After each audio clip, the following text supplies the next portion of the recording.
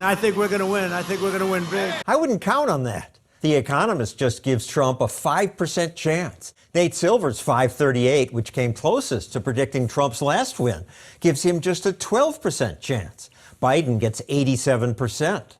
Come on, man. But wait, the most reliable predictors, people who bet on politics, people who put their own money where their mouths are, they give Trump a much better chance, 35%. That's according to electionbettingodds.com, a website we created that tracks betting sites around the world. That looks like a giant lead for Biden, but it's really not. 35% means Trump is likely to win a third of the time. And the bettors were wrong last election. Let's build a better tomorrow for our beloved children.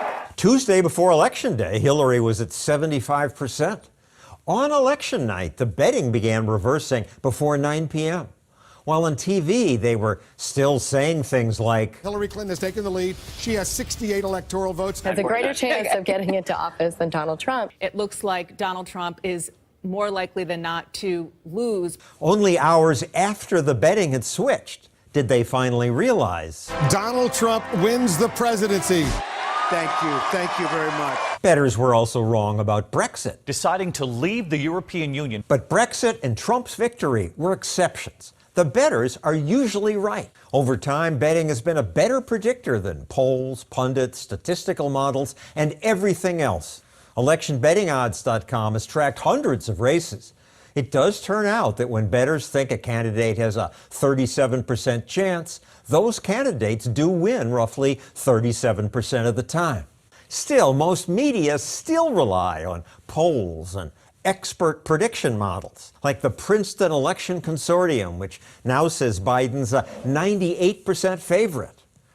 Really? 4 years ago, Princeton had Clinton at 99%. The New York Times model gave Clinton 85%, Daily Kos 92%, Huffington Post 98%.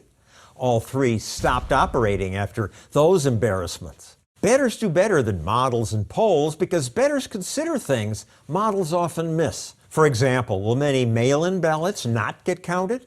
In the New York State primary this year, 20% were disqualified. Did polls miss certain groups of voters? In 2016, they overlooked people without college degrees.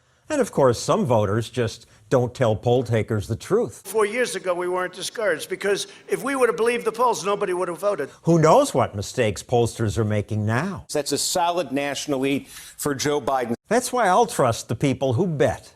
But if you think these odds are wrong, don't complain to me. You can put your money where your mouth is. If you're right, you'll make money. Unfortunately, short-sighted American politicians banned most gambling. While some states recently relaxed rules for casinos and sports betting, betting on elections is still illegal in America. With one practical exception, PredictIt.org.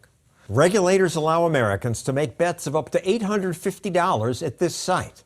And there are all kinds of wagers you can make if you think you're smarter than the experts. Here's your chance to show it. It literally pays to be right. Last election, these people had a betting party in this bar. He was at 23 earlier today. We get traders who are tweeting back and forth about who's making the most money. I'm a junkie, political junkie, so I love it. So if you think Trump will win or you think Biden's odds are better than this, you can try to make money.